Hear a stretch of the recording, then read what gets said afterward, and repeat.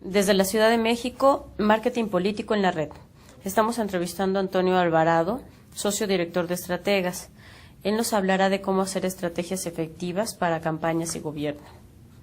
Diseñar una estrategia victoriosa parece una tarea muy complicada.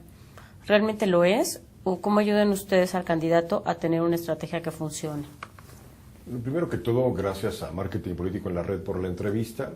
Y con respecto a tu pregunta, que es una pregunta fundamental en el trabajo de la política, te diría que el reto de la estrategia es fijar un rumbo para el equipo, un rumbo que nos ayude a cumplir con nuestros objetivos y debe ser simple.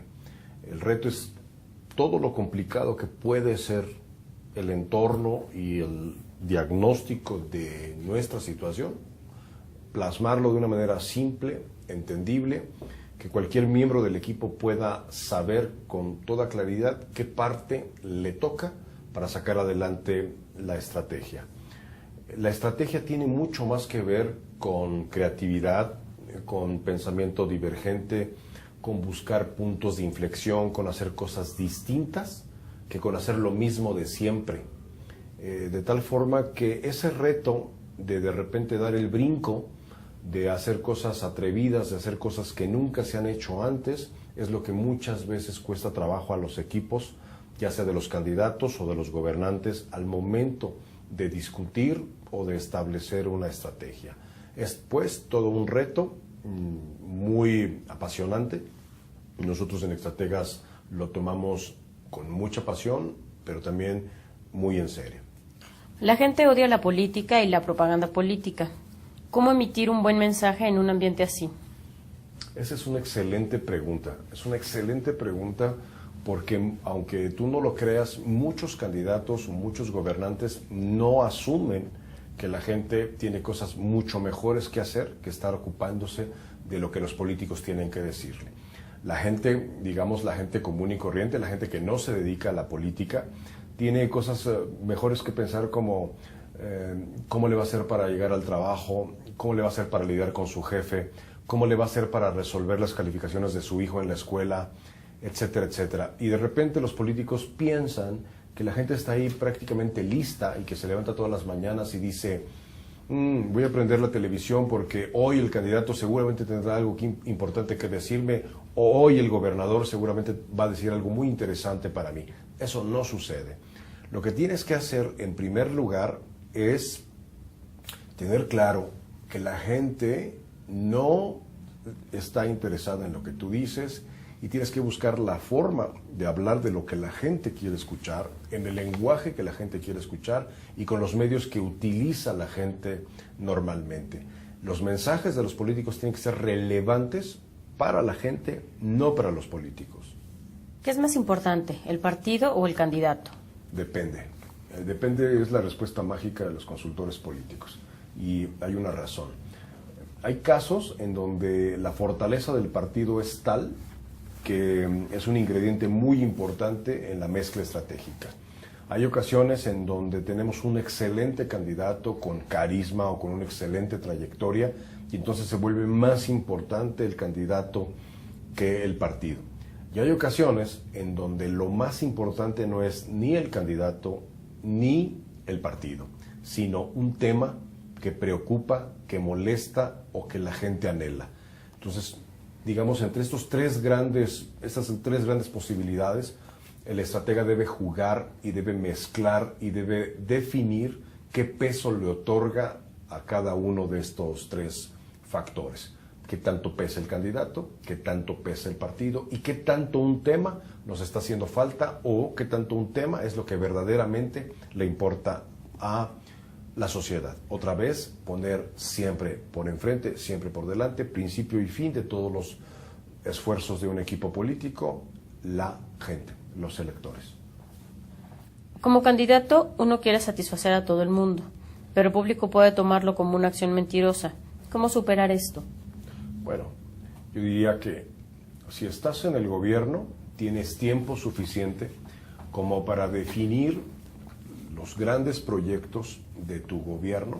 Y diríamos que en el gobierno podrías dividirlos en proyectos estructurales, aquellos que van a dejar huella, por los que va a ser recordado dentro de 10 años.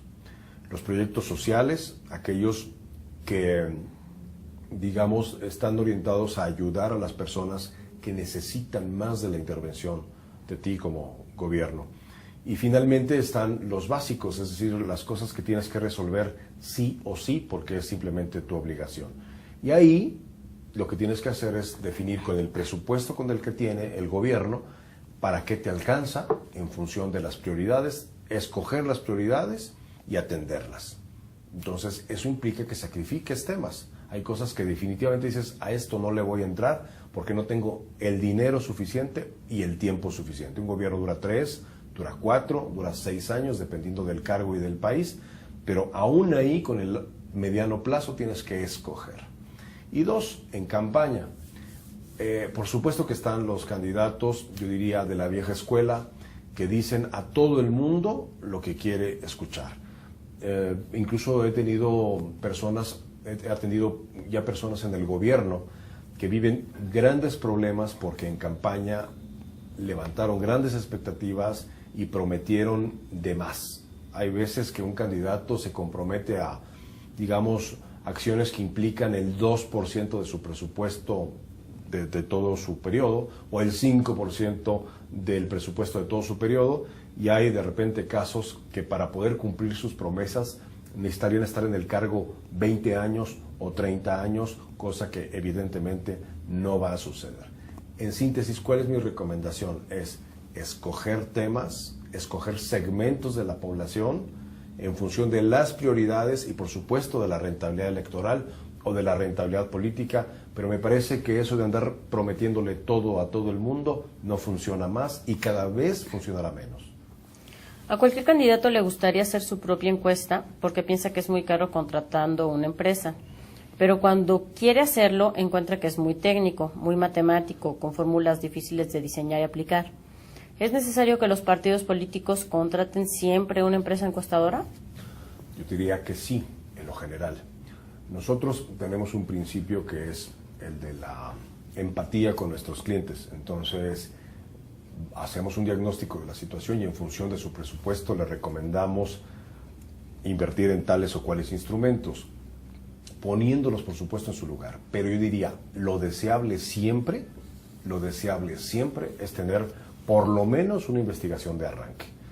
Y es bien importante tener claro, que los políticos tengan claro, que la materia prima para la elaboración de la estrategia se llama información. La información en buena medida viene de las encuestas y de los grupos de enfoque. Si las encuestas y los grupos de enfoque están bien diseñados, tanto la guía de temas, los cuestionarios, la guía de conversación, como las muestras o la selección de los participantes, nos dará buena información. Si ese trabajo está mal hecho, lo que saquemos probablemente también estará mal. Entonces es muy importante tener investigación, por lo menos al principio. Por supuesto que es deseable ir midiendo la reacción de la población, la reacción de los electores o de los gobernados a lo largo del proyecto, para saber si lo que estamos emprendiendo está funcionando o tenemos que corregir el rumbo. Pero evidentemente es muy importante. En cierto momento todo el mundo quiere dirigir la campaña, el jefe de partido, un congresista o un familiar del candidato. ¿Cuál es el estilo de dirigir una campaña electoral? ¿Qué puede esperar un candidato de tus servicios? Bueno, primero tienes mucha razón en el planteamiento de tu pregunta.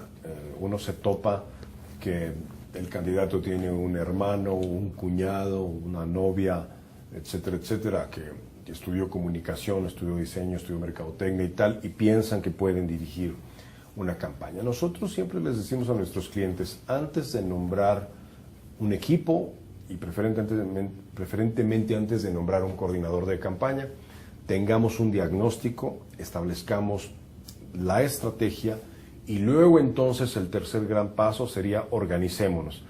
Porque de esta forma el candidato puede ver, digámoslo así, el tamaño del monstruo al que se va a enfrentar y el tipo de cualidades que requiere tener en su equipo para las diferentes responsabilidades. Por supuesto que tener un coordinador de campaña es fundamental, es decir, tener un buen coordinador de campaña es una obviedad, pero es fundamental, puede hacer la gran diferencia, porque entre sus tareas está evidentemente el hacer que las cosas sucedan, en hacer que lo que se definió en la estrategia tome cuerpo y se vuelva realidad en los hechos. Entre otras cosas, tiene que vigilar que los recursos se inviertan con una buena ecuación de costo-beneficio. Tiene que saber en qué momento apoya más con presupuesto a una área de la campaña que a otra. Tiene que tener el timing muy claro. Tiene que dirimir conflictos. Tiene que ser una especie de bisagra entre el candidato y el resto del equipo, de tal forma que se vuelve como un pilar, una piedra angular de la campaña. Es un personaje sumamente importante y con mucha frecuencia termina el proyecto, termina la campaña agotado, muchas veces desgastado. Y como tú lo dices en tu pregunta, si gana es que el candidato fue excelente y si pierde fue porque el coordinador fue un tonto. Pues, gajes del oficio, así es de injusta esta situación. ¿Dónde te pueden contactar? Bueno, la forma más fácil es meterse a la página de internet, que es www.extrategas.com. Ahí están nuestros teléfonos, está nuestra dirección en la Ciudad de México y también van a encontrar, digamos, la misma página en sí, es una muestra del trabajo que hacemos. Van a encontrar ahí videos, van a encontrar ejemplos de las soluciones que hemos ofrecido a algunos de nuestros clientes. Van a encontrar incluso la palabra, la voz de nuestros propios clientes describiendo sus experiencias con nosotros. Y bueno, pues nos dará mucho gusto que visiten la página extrategas.com.